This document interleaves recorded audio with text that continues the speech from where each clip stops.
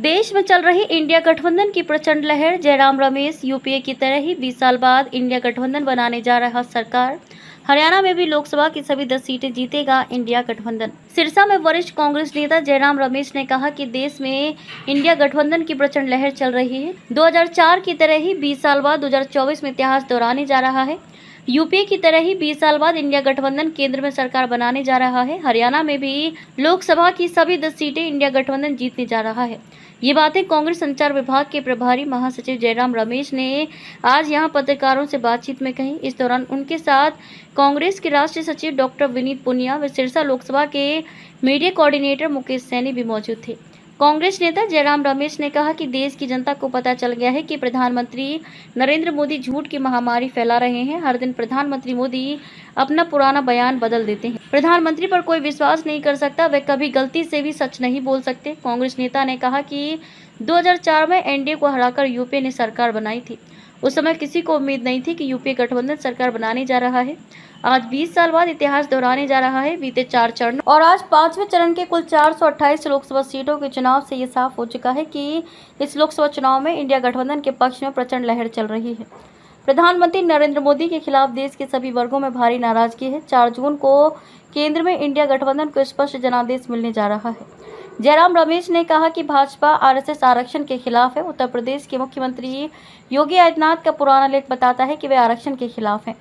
योगी आदित्यनाथ कहते हैं कि हम आरक्षण के खिलाफ हैं, हमें अम्बेडकरवादी नहीं मनुवादी संविधान चाहिए।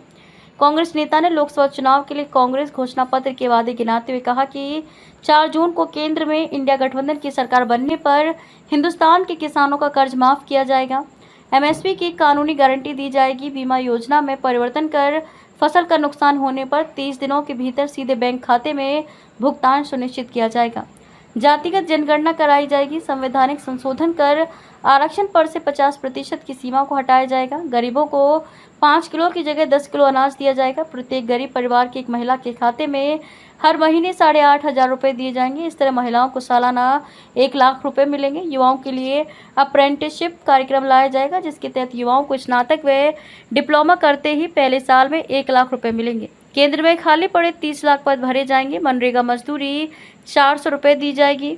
अग्निवीर योजना रद्द की जाएगी। 4 को स्पष्ट और निर्णायक जनादेश कांग्रेस और इंडिया गठबंधन की पार्टियों को मिलेगा। दूसरी बात जो मैं आपके समक्ष रखना चाहता हूं कि प्रधानमंत्री बार बार निवर्तमान प्रधानमंत्री बार बार ऐसे मुद्दे उठा रहे हैं जो हमारे न्याय पत्र में है ही नहीं।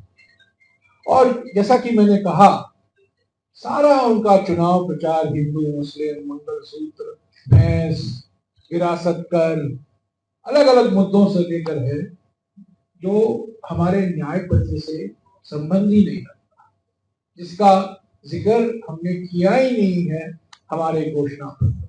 तो बार बार झूठ बोलकर अभी नया जो झूठ प्रचार कर रहे हैं, धर्म के आधार पर आरक्षण देने का हमने वादा किया है, सरासर झूठ है, बिल्कुल झूठ है।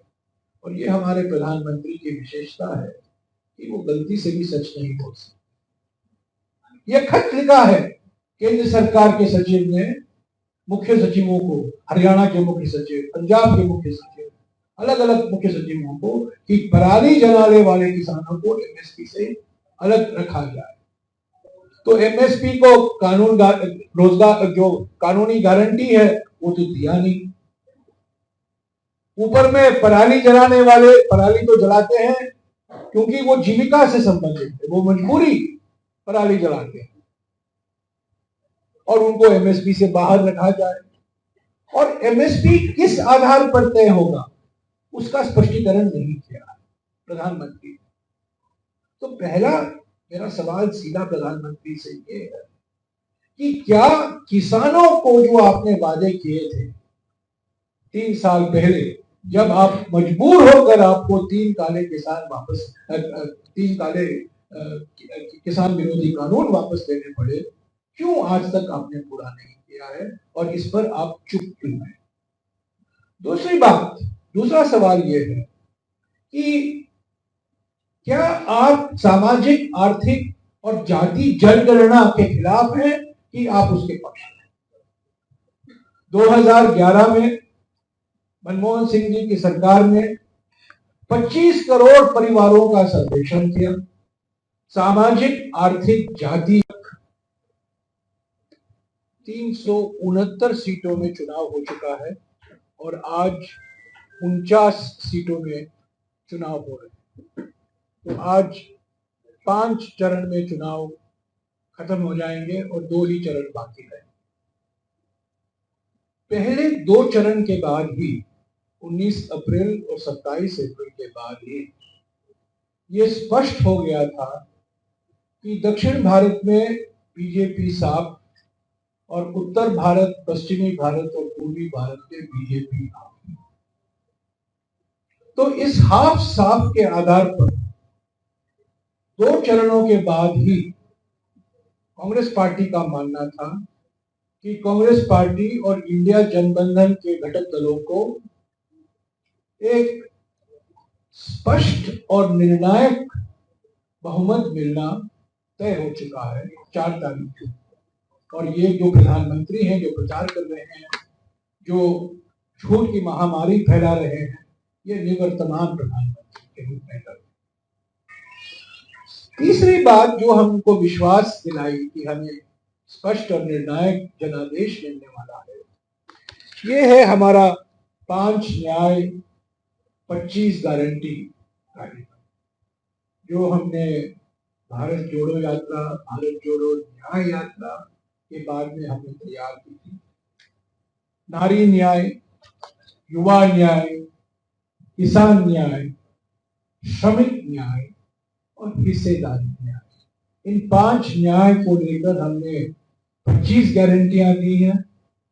ये बहुत लोकप्रिय है, लोगों ने इसका स्वागत किया है, किसानों ने स्वागत किया है, महिलाओं ने स्वागत किया है, श्रमिकों ने स्वागत किया है, युवाओं ने स्वागत किया है और अनुसूचित जाति, अनुसूचित जनजाति और पिछड़े वर्गों के समाज भी इसका स्वागत किया है। तो पहली बात तो यह है, हम विश्वास के साथ कह सकते हैं कि संबंधित जानकारी हासिल की, वो सामाजिक और आर्थिक आंकड़े तो प्रकाशित हो गए, पर 10 साल से जाति के आंकड़े प्रकाशित नहीं हुए हैं। क्या आप जाति जनगणना कराने से डर रहे हैं? एक दूसरा सवाल। मेरा तीसरा सवाल है प्रधानमंत्री से। प्रधानमंत्री ने पिछले 10 सालों में अपने पूंजीपति दोस्तों का 16 लाख करोड़ रुपया कर्जा माफ किया। 1 लाख नहीं, 2 लाख नहीं, 10 लाख नहीं, 16 लाख करोड़ का कर्जा माफ किया पूंजीपतियों का, मुश्किल से 20 या 23 पूंजीपति। क्या आप किसान का कर्जा क्यों नहीं आपने माफ किया? 2008 में जब मनमोहन सिंह जी प्रधानमंत्री थे, 72,000 करोड़ रुपया किसानों का कर्जा माफ किया बैंकों से जो ऋण लिया गया था। पर इस पर प्रधानमंत्री कुछ नहीं कहते। और चौथी बात, जब आरक्षण की बात होती है और इसका शीर्षक है आरक्षण की आग में सुलगता देश, और ये लेख करीब 8 साल पहले लिखा गया था, उनके औपचारिक वेबसाइट पर उपलब्ध है, और ये आरएसएस और बीजेपी की मानसिकता दर्शाता है। 400 पार का नारा जो हमेशा लगाया जाता था, अभी नहीं लगाया जा रहा है क्योंकि प्रधानमंत्री ने अपनी भाषा बदल दी, हिंदू मुस्लिम की भाषा कर रहे हैं अभी। पर 19 तारीख तक तो यही 400 पार का नारा लग रहा था। उसके पीछे यही राज था कि ये संविधान जो 26 नवंबर 1949 को अपनाया गया संविधान सभा में, जिसका एक मूल सिद्धांत सामाजिक न्याय और सामाजिक सशक्तिकरण आरक्षण द्वारा, वही एक मूल सिद्धांत है। हमेशा आरएसएस और बीजेपी इसके खिलाफ रहा।